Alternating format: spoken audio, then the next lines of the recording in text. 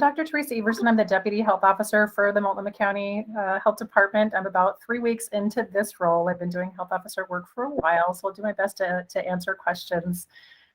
Happy Black History Month, happy Lunar New Year to everybody. Gomhei Fa Choi. Before we get started, I just want to invite folks to do a quick share in the chat. If you just want to share your name, any gender pronouns you may use, what your organization or community you're from is, and then maybe just a 2-word check-in, and I will not be chatting, so I will just share. In full disclosure, I am tired because my toddler was vomiting all night last night, so bear with me if I seem a little bit hazy this morning. And we've already introduced our other staff who are going to be on the phone. As far as our agenda, I'm going to kick us off by talking about when to test and talking a little bit about the different self-test kits that are out there. The video we're showing is specifically for iHealth, but we also have some information in our slide set about the Binax now. And then I'll be passing it over to Dr. Henninger, and Tony is here. And I'm not sure if Debbie Powers is also jumping in at all, but they're going to be talking about what to do with your test results, and then different COVID-19 treatments that are available to folks who are at high risk for severe disease, and how to access treatment. And then we're hopefully going to have plenty of time for questions. We'll try to leave some time for questions between speakers. And then definitely at the end, we'll save a lot of time for questions. And I also want to apologize ahead of time. This toddler that was vomiting all night, I got an appointment for at 11:20, so I'm going to have to deck out a little bit early. But Amy and the rest of our folks are going to be here for the duration to help answer those questions. Before I start with our slides, I just want to start by acknowledging that we are all entering into our 3rd year of COVID-19 response. So we're all kind of exhausted. We've all been going through trauma and loss, but this has especially hit our BIPOC communities, our folks with disabilities, people with low incomes, our LGBTQIA communities, and others who've been systematically disadvantaged and have been hardest hit by this pandemic. We see you. We're really grateful for the countless ways that you show up to serve your communities, and we can't do this work without you. So thank you. And with that, I'll dive right into our slides. If we can go to that next slide. Thank you, Al, for driving. So I'm going to start out with who should be tested. And the first thing to know about these tests is they're only intended for folks who are 2 and over. For the iHealth and the Binax now, they both include instructions that you shouldn't be using them for anybody under 2. So if you have somebody that you're working with or somebody in your household under 2, really they should be going to a testing site, and most testing sites will start testing at age 2 months. So 2 and up, and then we recommend that for children that a parent, guardian, or caregiver perform the test for them. Also, a parent, guardian, or caregiver should assist with testing for anybody who can't safely perform the test on their own. And there's really 2 big buckets of folks who should be getting COVID tests. I think most of us are pretty familiar with these recommendations by now. Their first category is people who have COVID-19 symptoms. And I included there, ideally it's the day after the onset of symptoms. If you've been paying attention to media about effectiveness of our tests, we've really figured out that especially with Omicron, sometimes if you test with that very first tickle in your throat, or when your nose just starts getting drippy, that it might not catch your infection yet. It might not give you a positive result. So we're encouraging people to maybe wait until the day after, or 36 hours. After you start getting those symptoms. So that's the first bucket, is people who've got symptoms. And then the second category is folks who have known exposure to COVID-19, and I'll specify people who are close contacts to people who have COVID-19. So that's that CDC definition of at least 15 minutes of close contact, less than 6 feet, over a 24-hour period. And then for those folks, ideally that testing happens between 5 and 7 days after the exposure, again, to allow time for people to maybe build up enough virus for that test to pick up. So those are 2 categories, people who've got symptoms and people who are close contacts. Next slide, please. And kind of beyond those 2 big buckets, anybody who's fitting those 2 categories should do a test if they have access to a test. But beyond that, there's a couple of different groups that we really focus on and really want to make sure that we're putting our energy towards making sure that they get tested. That first category is people who have the highest risk of having a severe illness, so highest risk of being in the hospital or dying from COVID-19. And those are our folks who are older, who have underlying medical conditions, including our folks who've got severe immune compromise, moderate or severe immune compromise. And specifically, that recommendation is so that they have time to seek antiviral treatment, which we'll be talking about later in the presentation. The next category of folks that we really should prioritize testing for is anybody who's sick who lives in multi-generational housing or home, people who live in group settings, or people who work in close proximity to others. And ideally, again, this testing is on day two or three of symptoms, not on that very first day of just a little bit of symptoms. So waiting at least a day if you can to help determine when they may safely return to work, school, and family life. And really the point of that is to figure out when they've got COVID, to help figure out when it's safe for them to stop isolating and kind of get back to things. And then finally, that third category gets back to the close contact group. So people who live in multi-generational homes or housing, or live in group settings, or work in close proximity to others who have known exposure to COVID-19, to determine if they have asymptomatic or pre-symptomatic infection, which again means you're sick and you don't have symptoms, or you're sick and you just don't feel it yet. So we've got those two top ones, which are folks who are sick, and the bottom one is folks who are close contacts. And I included that bottom paragraph because I've certainly experienced in the past couple of months, and maybe many of you have as well, that sometimes you don't have enough tests to test everybody that you need. Sometimes you don't have any tests at all. Certainly that happened for us in my household. So we just wanted to include how to consider who you should test if you have limited numbers of tests for your household. And really, we're trying to figure out who is the highest yield person in the house to do a test. So who's most likely to have a really accurate test result. And it will be the person who got sick first, as long as it hasn't been too long, because after a period of time, you stop shedding enough virus for the test to pick up. So we put in there the person who got sick first, as long as it's not more than 7 days ago. So that just increases your chances of getting a positive result. And then if that person's positive, you can assume that other folks who've got similar symptoms at home probably also have COVID-19. So next slide, please. All right, just as important is what these test kits are not intended to be used for. So it's just those two things, just people who are sick and close contacts. These test kits that we're able to provide are not to be used for screening purposes. So if you're going to be going on a trip, or if you're planning on attending an event or a social gathering, or you want to go to a basketball game or whatever it is, you should not be using these test kits for screening purposes. They're also not to be used for employment or return to work purposes, which kind of falls into the screening category, but it's more of a specific thing.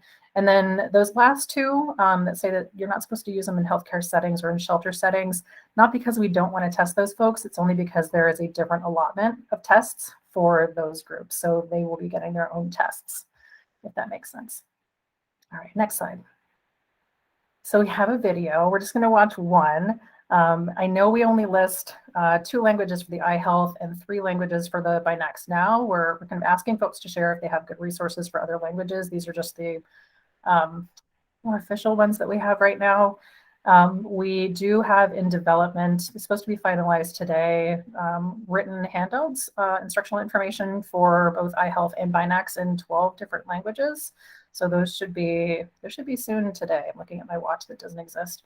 That should be ready today.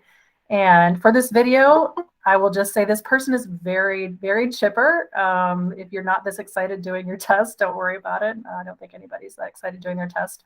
But I like this video because it's thorough, it's kind of fun, and it's kind of brief. So let's watch, and then we'll come back together after. Video for the iHealth COVID-19 Antigen Rapid Test. Let's learn how you can complete the test all by yourself and read your results in just a few minutes. For starters, thoroughly wash your hands with soap and water. We also need a clean, flat testing area. Take a moment to disinfect some counter or tabletop space. Once it's dry, lay out the following items from your kit, but don't remove them from their individual packaging just yet. In the box is a swab, a test card, a test tube. Your test tube will likely have the testing solution already inside, but in some cases, you may have received the solution in a separate packet. If so, no problem. Remove the larger lid and then carefully tear off the top portion of your solution packet. Pour the entire contents of the packet into the tube. Careful not to spill. Now, put the lid back on the tube and you're ready to go. Tear the foil packaging off your test card and lay the card upright so that it's ready to receive your test solution once you've taken a sample. Open the handle end of the swab package and pull out the swab. Be sure not to touch the swab end with your fingers or bring the swab into contact with any potentially germy surfaces. Which brings us to the fun part we know you've been looking forward to. Yes, this thing's going inside of your nose. But, lucky for you, The iHealth Rapid Test Swab is specially designed for simple, comfortable testing. It barely has to be inserted into the nostril, about 1/2 to 3/4 of an inch. Easy. In a circular motion, swab as if you were cleaning the inside of your nose. Note that this is not a matter of simply twisting the swab in place. When you've finished, swab your other nostril the same way. You think you got it bad? I'm the one who has to keep saying nostril. Insert the swab all the way into the solution. Twist it back and forth in the solution at least 15 times. And as you're removing the swab from the tube, squeeze the sides of the tube to wring every last drop of delightful solution and sample out of that swab. Then replace the large lid back onto the tube. You can now say goodbye to that swab. You grew so close in such a short amount of time. Now, let's test the sample. Remove the small dropper lid at the tip of your test tube and carefully squeeze 3 drops of solution into the receiving port on the test card. Set a timer for 15 minutes. You'll see your sample being slowly absorbed into the test strip, and over the next 15 minutes, your results will appear on the test strip as lines under the C and potentially the T. After 15 minutes, you can officially read the results of your test. But be aware, you only have another 15 minutes to read them before the results are officially considered invalid. It's a good idea to set another timer. Let's read your results. The C line is the control line. A line should always appear under the C. This tells you that the sample has been absorbed into the strip and that the test card is valid. If no line appears under the C, then the test card is invalid. If possible, you will need to test 3 drops of your sample on another card. The T line is the test line. A line will only appear under the T if you have tested positive for the virus. If there is no line under the T, then the test did not detect any virus in your sample. Nice! Be aware that depending on certain factors, such as how long the virus has been in your system, the line under the T may be very faint, regardless of how light or dark. Any line at all under the T means that you have tested positive for the virus. If you're unsure, you may wish to use a magnifying glass or hold the test card under a bright light for closer inspection. And that's it. If you tested positive, don't panic. Seek advice from a medical professional on your next steps. You can also go to cdc.gov for more information about how best to keep yourself and others safe. If your test is negative, be safe.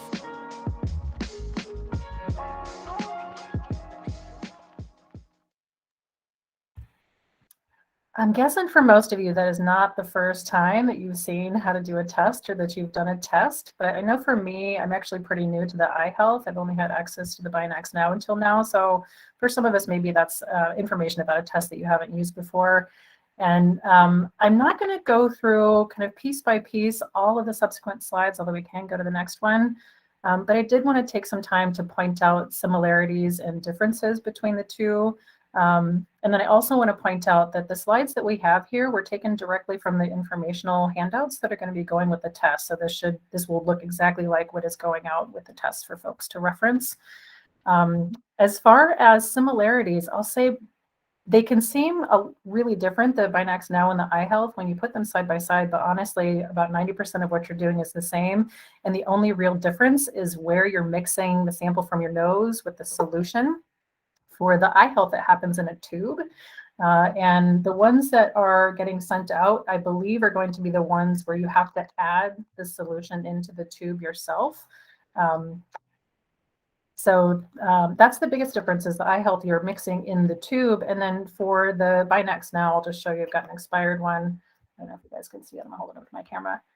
You shouldn't ever mix it flat, but you're actually mixing in the card. There's a space down at the bottom for you to drop your solution in. And the really lovely thing about both of these tests, they spent a long time perfecting how to label everything to make it as clear as possible, down to making sure that the swab packets are labeled which end to open, to try to make sure that you're not touching the end of the swab and maybe affecting your results.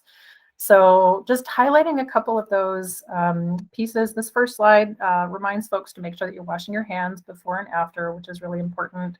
It also highlights you can only use each test one time. And we've had this question quite a bit, especially when testing is hard to come by. You can really only use each test kit once, and then it has to be thrown away. And then let's go to the next slide. Yeah, it just talks about laying everything out, making sure you read your instructions ahead of time so you can kind of get the sequence of the things that you're doing. Let's go to the next one again. Thank you. There's a reminder here about making sure that you're not touching the end of the swab.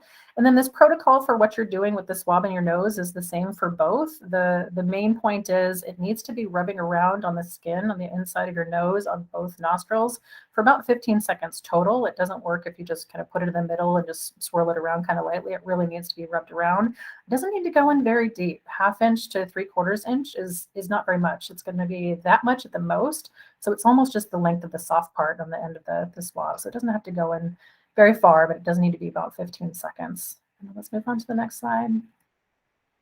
And this is specifically for the iHealth, talking about the tube. They talk about tapping the tube, and that's really just to make sure that the liquid is all at the bottom, because you may have laid it down with the cap on while you're collecting your sample.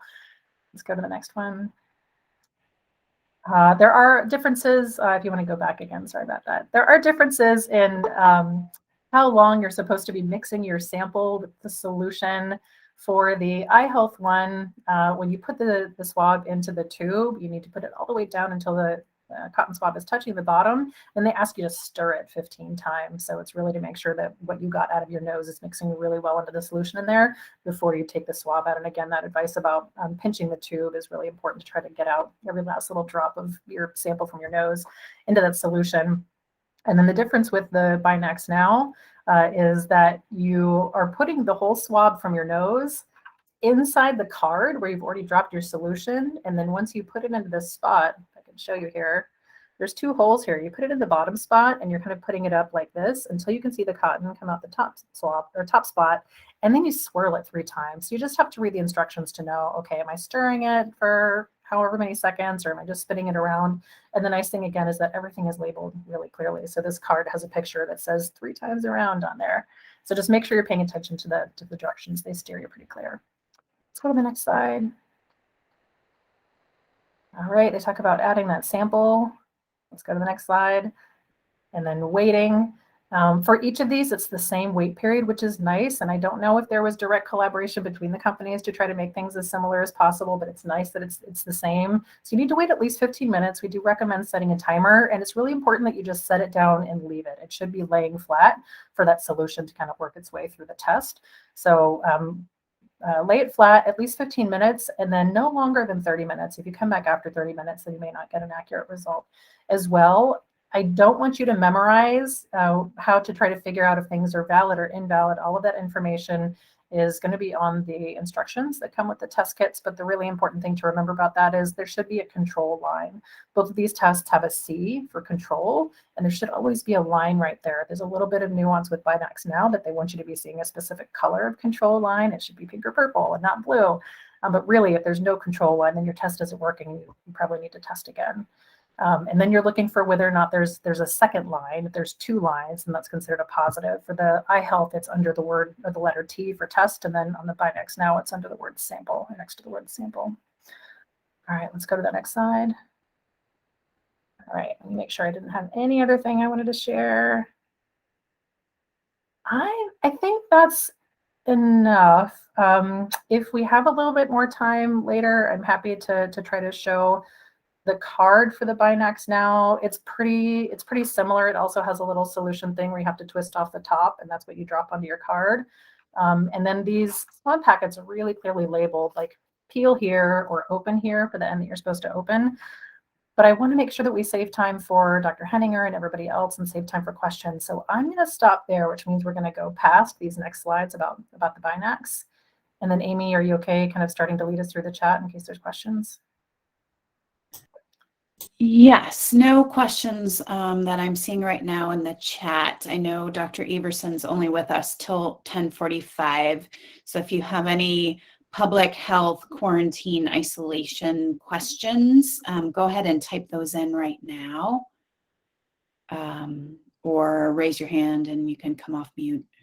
Yeah, and if there's anything that comes up after I go, maybe we can figure out a way to get me questions and I can try to get some responses back. Definitely. I can compile the questions and get whatever you don't answer to you afterwards. Great. Maybe while people are thinking, we can kind of get moving forward with the rest of it. Is that okay, Amy? Yeah. All right.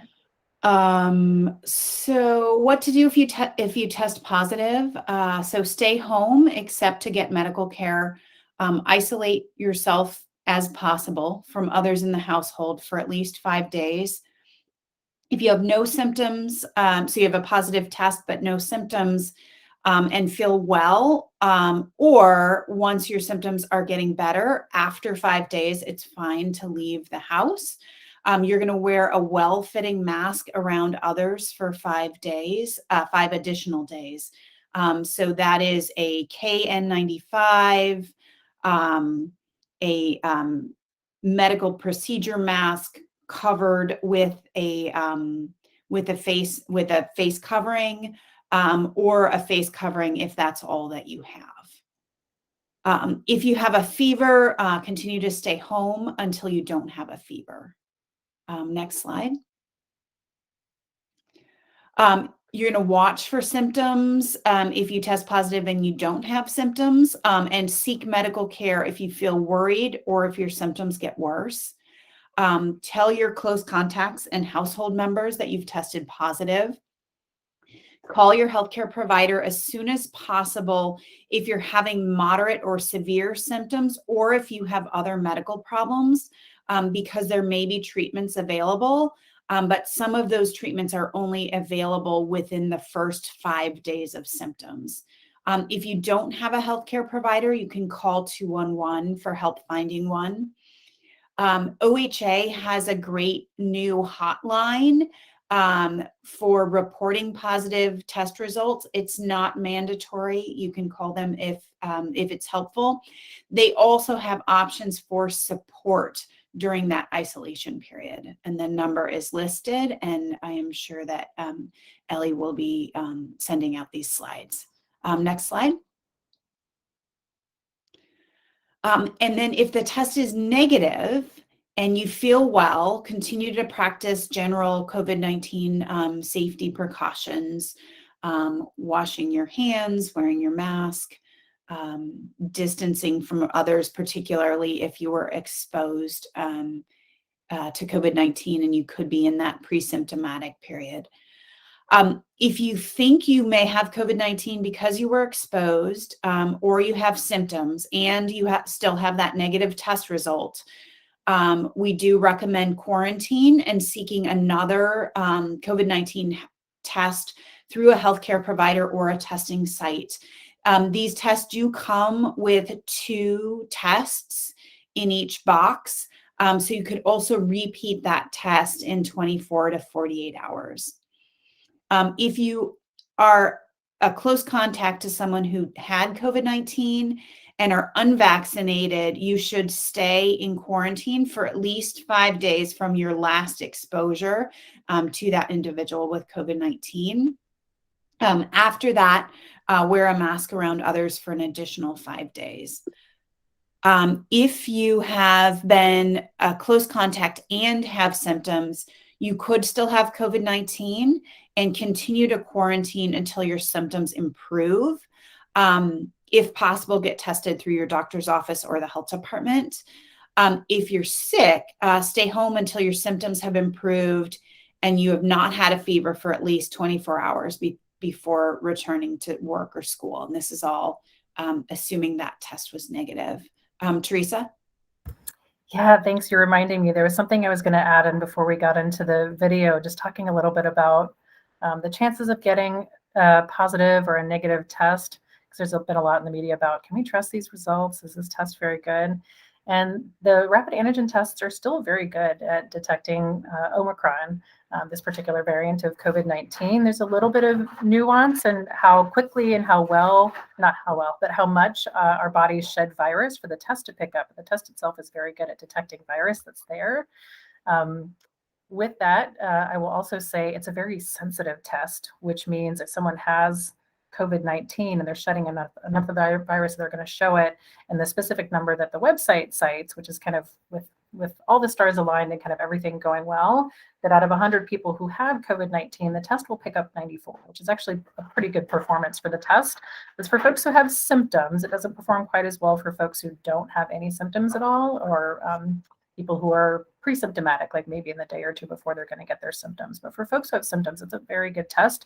And in general, if you see a positive result, you should believe the positive result. There are very few false positive results. It's just sometimes we see false negative results, which is why we take all these precautions around, if you still have symptoms, make sure you're being careful. So thank you. I just wanted to throw that in there because I missed it earlier. Yeah, thanks. Next slide. So in terms of the Community Health Center at Multnomah County, if someone is sick with COVID-19 and they don't have a primary care provider, they can definitely get services with us, whether or not they have insurance.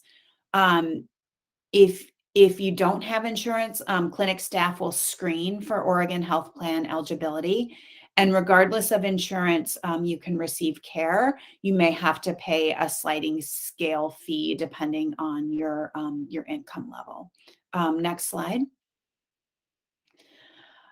Definitely, if you're calling to establish care or get an appointment with us at the Multnomah County Community Health Center, let the call center staff know that you had a positive COVID-19 test and any symptoms that you're having.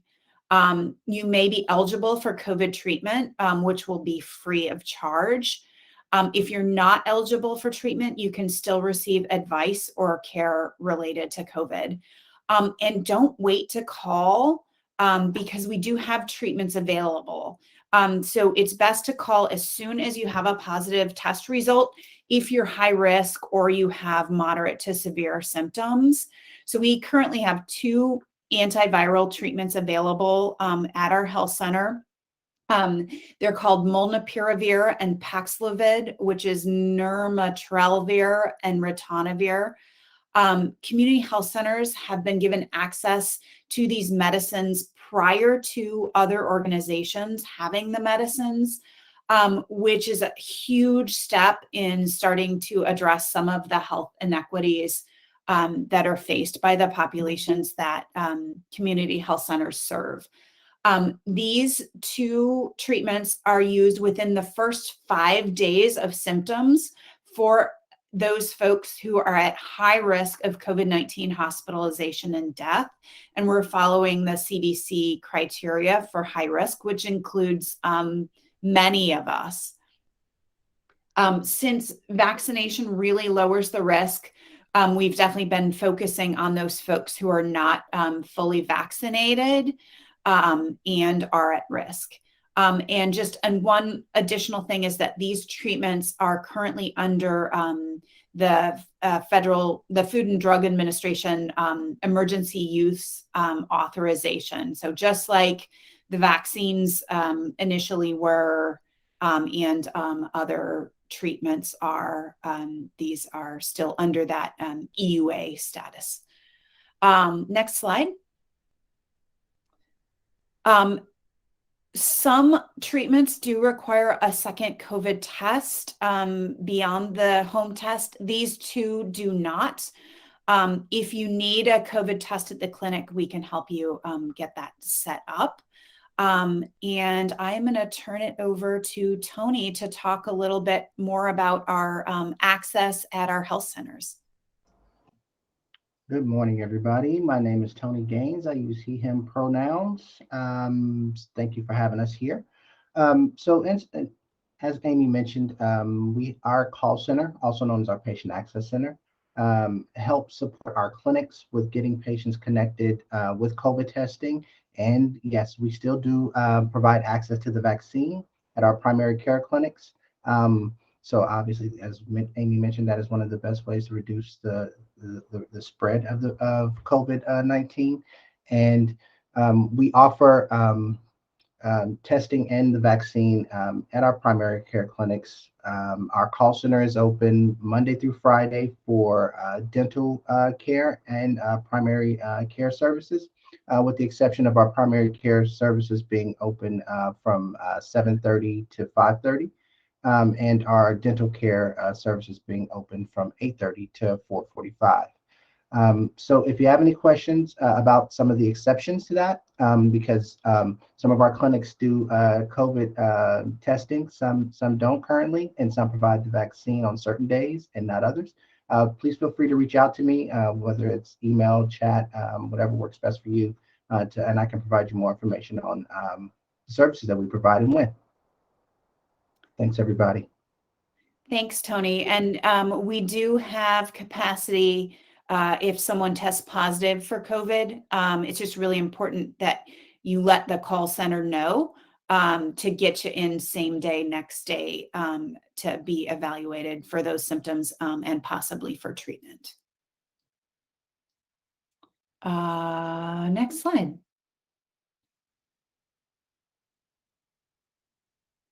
Teresa, can you take this, or Ellie, can you take this? Yeah, I'm realizing we didn't talk about who's going to cover these last couple of slides since Beth isn't here. Are you okay doing this one now? Yeah, I can do this one. So a couple weeks ago at our previous meeting, we talked about some ways for organizations and individuals to access test kits. And we've received some test kits through Multnomah County that are intended for organizations that reach a significant number of BIPOC and immigrant communities. And so that order form link is listed here. In this first shipment, my understanding is that organizations are limited to about 90 to 100 test kits. But the hope is that we will be getting more soon. I also learned that you'll get your test kits quicker if you elect to pick them up, but they can be mailed to you as well. And then there's also test kits available through Oregon Health Authority. You do not have to be a registered 501c3. They just ask that you're an organization that, again, serves priority populations that face significant health inequities in our communities. So that form is listed here. And then finally, there's the federal government link, which is those 4 test kits per household. If you haven't done so already, mine got here pretty quickly. So those are nice to just have on hand as a testing option. I think that rounds out our slides. Oh, there's one last slide here on support for isolation and quarantine.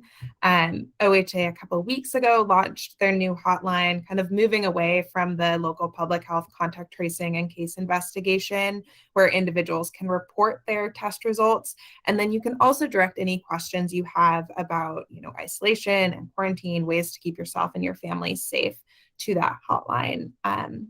So just know that that's a resource available to you.